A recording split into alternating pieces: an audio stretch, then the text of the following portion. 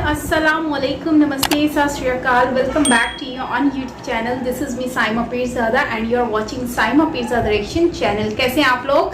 आज हम देखेंगे मौलाना funny video Pakistani marriage issues, हलाला and women's rights. So let's start the video. Original video का लिंक आपको नीचे डिस्क्रिप्शन में मिल जाएगा। सो गाइस, वीडियो फनी लग रही है क्योंकि टाइटल से आइडिया हो रहा है, तो बाकी वीडियो देखेंगे तो ही ये पता चलेगा कि एक्चुअली है ये क्या।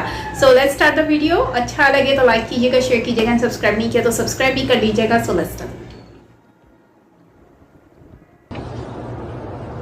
बीवी का दूध पी सकते हैं, बिल्कुल जनाब, भर के रखा करें, दोस्तों को भी पिलाया करें।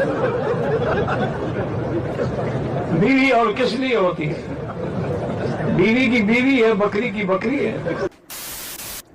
तो जय श्री राम दोस्तों, कैसे हो आप लोग? एक बार फिर से स्वागत है हमारी वीडियो में। तो दोस्तों, आज की वीडियो में हम मजहब की खूबसूरती देखने वाले हैं, तो वीडियो को एंड तक जरूर देखिएगा।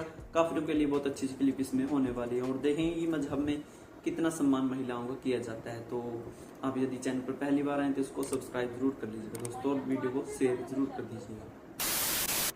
अल्लाह रब्बुल इज़्ज़त फरमाता और कहता है सूरह बकरा सूरह नंबर 2 आयत नंबर 223, और फरमाता है निसाउन हर्सुल लकुम फातु हरसाकुम अन्ना शिअतुम, कि अल्लाह फरमाता और कहता है तुम्हारी औरतें तुम्हारे लिए खेतियां हैं और तुम जिस तरह से चाहो अपनी खेतियों में आओ।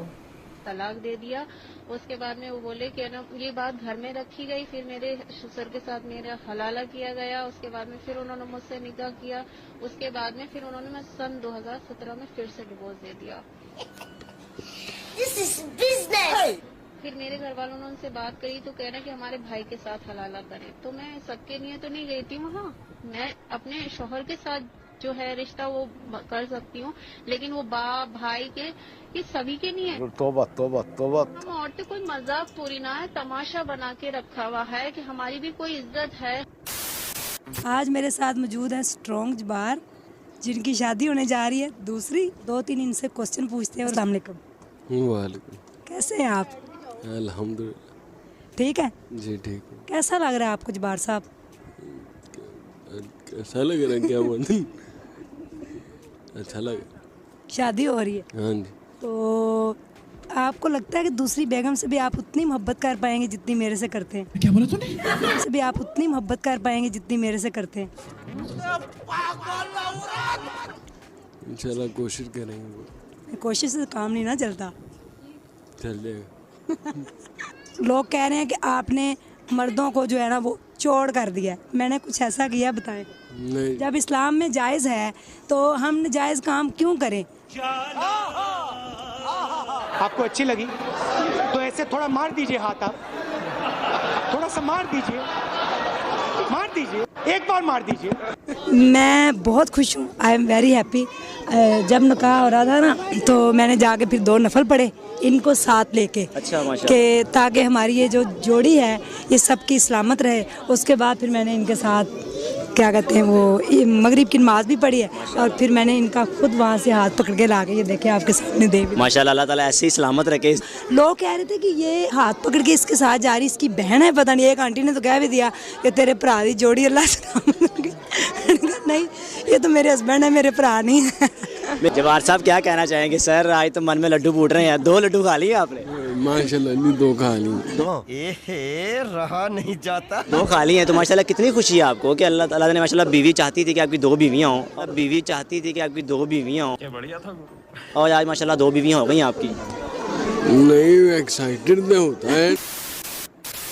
भैंसा खा खा के भैंसे की तरह गर्मी कर रखी है, और औरत के ऊपर भैंसों की तरह लग जाते हैं और भैंसों की तरह गर्मी निकालते हैं, और भैंसा खा खा के भैंसे वाला दिमाग कर लिए हैं आदमी लोग।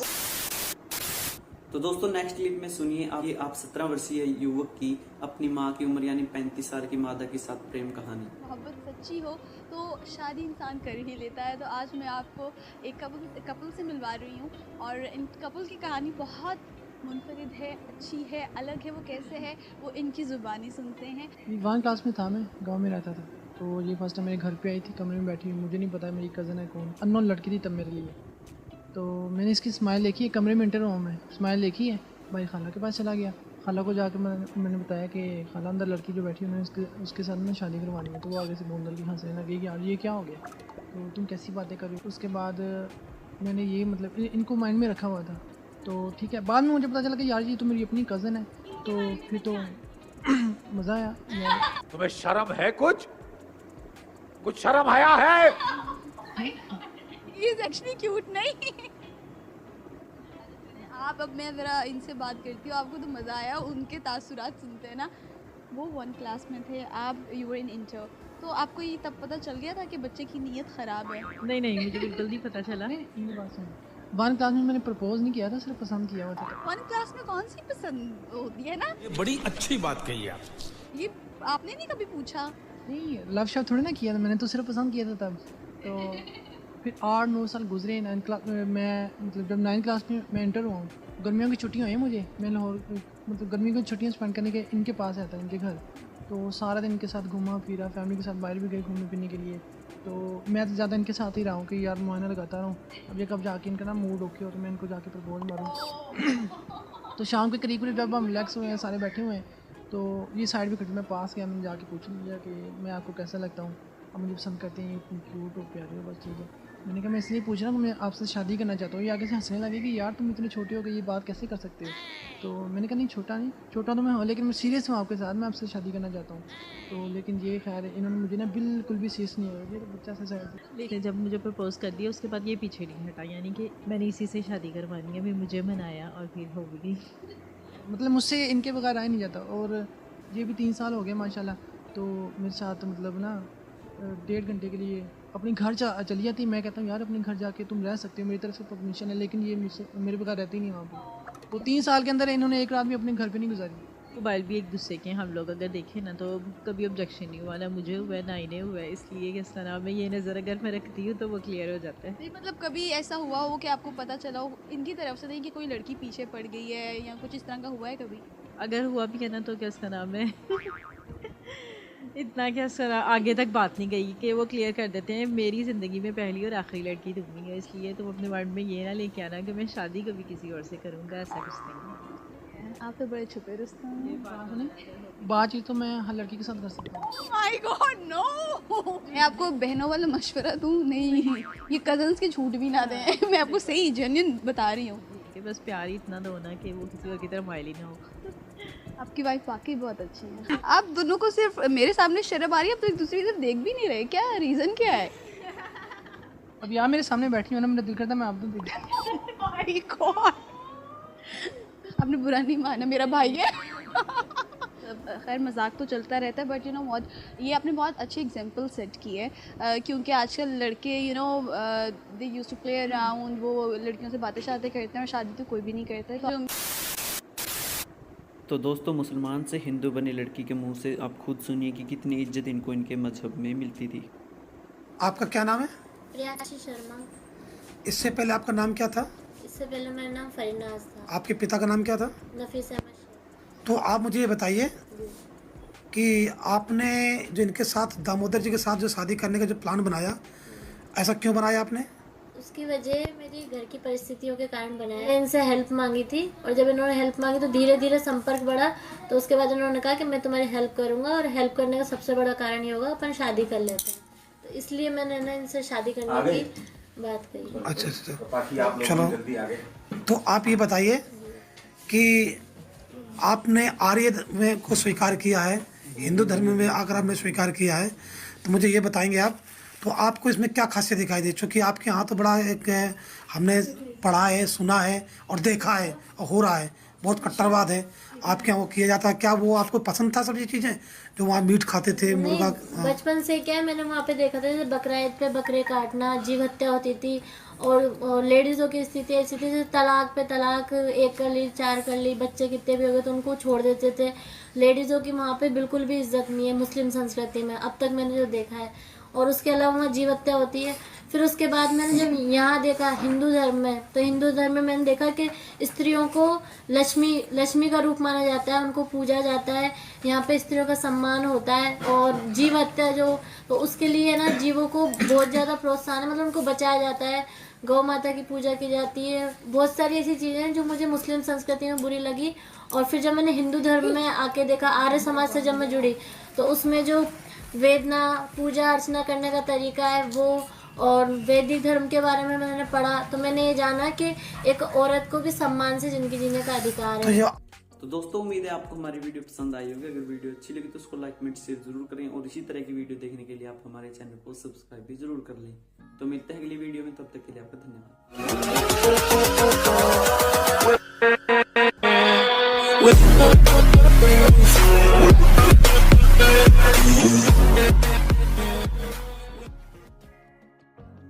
हलाला के ऊपर बात हो रही थी तो मैं ये कहूंगी कि हलाला is not the right option.